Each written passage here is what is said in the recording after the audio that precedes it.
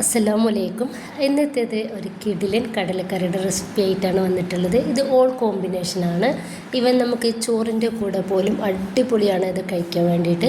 ചപ്പാത്തി, പൊറോട്ട, പുട്ട്, ദോശ അങ്ങനെ എല്ലാത്തിൻ്റെയും കൂടെ അടിപൊളിയായിട്ട് നമുക്കിത് കഴിക്കാൻ വേണ്ടിയിട്ട് പറ്റും.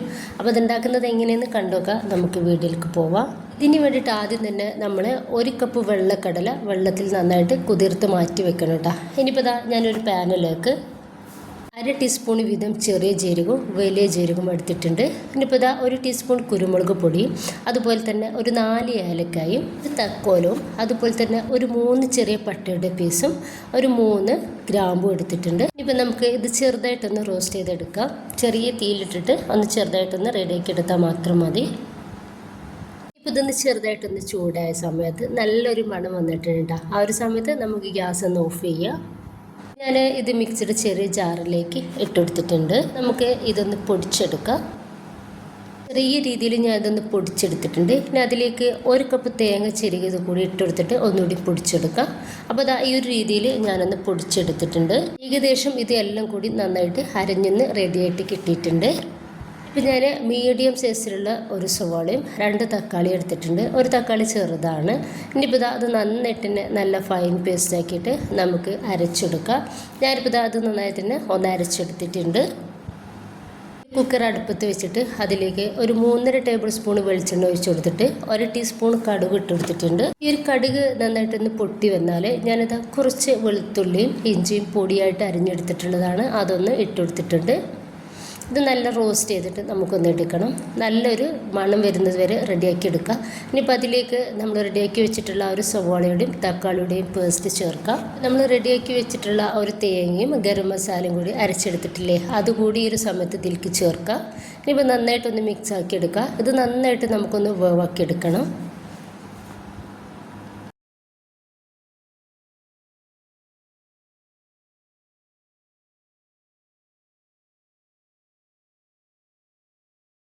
ഏകദേശം ഒരു 5 മിനിറ്റോളം നമുക്കിത് മീഡിയം ഫ്ലെയിമിൽ ഇട്ടിട്ട് ഇതുപോലെ ഒന്ന് റെഡിയാക്കി എടുക്കുക. ഇനിയിപ്പോൾ ഇതിലേക്ക് നമുക്ക് പൊടികൾ ചേർക്കാം. 1 ടീസ്പൂൺ മഞ്ഞൾപ്പൊടി, അപ്പോൾ 1 ടേബിൾ സ്പൂണ് കാശ്മീരി മുളക് പൊടിയും, ഇതിലോട്ട് ആവശ്യത്തിനുള്ള ഉപ്പും, 1 ടീസ്പൂണ് മുളക് പൊടിയും, 1.5 ടീസ്പൂണ് മല്ലിപ്പൊടിയും ഇതിലേക്ക് ചേർക്കുന്നുണ്ട്. ഇനിയിപ്പോൾ ഇതിലോട്ട് ആവശ്യമായിട്ടുള്ള 1 കപ്പ് വെള്ളം ഞാൻ ചേർക്കുന്നുണ്ട്. നന്നായിട്ടൊന്ന് മിക്സ് ആക്കി എടുക്കുക.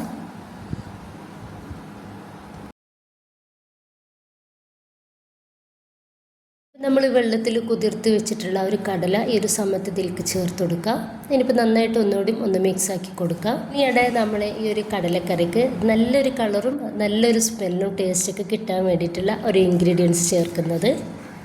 ഒരു 3/4 കപ്പ് വെള്ളത്തിൽ 1 ടേബിൾ സ്പൂൺ ചായപ്പൊടി നന്നായിട്ടൊന്ന് തിളപ്പിച്ചിട്ട് ഒരു 1/2 കപ്പാക്കി എടുത്തിട്ടുണ്ട് കേട്ടോ. നല്ല ചൂടോടെ തന്നെ നമുക്കൊരു ചായ ഇതിലേക്ക് ഒഴിച്ചു കൊടുക്കാം. നന്നായിട്ട് മിക്സ് ആക്കി കൊടുക്കുക. ഈ ഒരു സമയത്ത് ഉപ്പൊക്കെ ഒന്ന് ടേസ്റ്റ് ചെയ്ത് നോക്കുക. ഉപ്പില്ലെങ്കിൽ ചേർത്ത് കൊടുക്കുക. കുക്കറിൻ്റെ മൂടി ഒന്ന് അടച്ച് വെച്ചിട്ട് നമുക്കിതൊന്ന് ബോവാക്കി എടുക്കാം. ഫ്ലെയിമിൽ 1 വിസിലും മീഡിയത്തിൽ ഒരു 3 വിസിലാണ് ഞാനൊന്ന് റെഡിയാക്കി എടുക്കുന്നത്.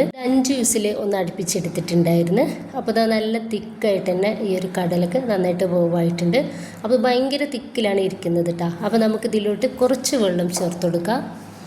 ഞാൻ ചൂടുള്ള 1/2 കപ്പ് വെള്ളമാണ് എടുത്തിട്ടുള്ളത്. അതിന് 1/4 കപ്പ് വെള്ളം ഒഴിച്ചു കൊടുത്തിട്ട് ഒന്ന് മിക്സ് ആക്കി എടുക്കാം. ഇനിയിപ്പോൾ നമുക്ക് വെള്ളം വേണം എന്നുണ്ടെങ്കിൽ ബാക്കി കൂടി ചേർത്ത് കൊടുക്കാവുന്നതാണ്. അപ്പോൾ ബാക്കി വെള്ളം കൂടി ഇതിലേക്ക് ചേർക്കുന്നുണ്ട്. ഇനിയിപ്പോൾ നന്നായിട്ടൊന്ന് മിക്സ് ആക്കി എടുക്കാം.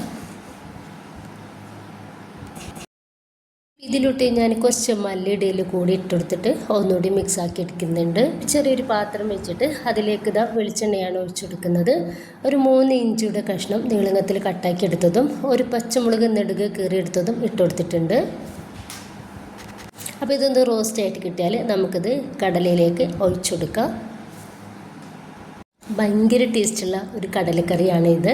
ഇത് നമുക്ക് എന്തിൻ്റെയും കൂടെ അടിപൊളി കോമ്പിനേഷനാണ് കേട്ടോ. അപ്പോൾ ചോറിൻ്റെ ഒക്കെ കൂടെ കഴിക്കാൻ വേണ്ടിയിട്ട് വേറൊന്നും തന്നെ ആവശ്യമില്ല. അപ്പോൾ ഉണ്ടാക്കി നോക്കുക. നിങ്ങളുടെ അഭിപ്രായങ്ങൾ അറിയിക്കുക. ഇഷ്ടമായിട്ടുണ്ടെങ്കിൽ സപ്പോർട്ട് ചെയ്യുന്നുണ്ടാവുക. ഇൻഷാ അല്ലാഹ്. ഓക്കെ.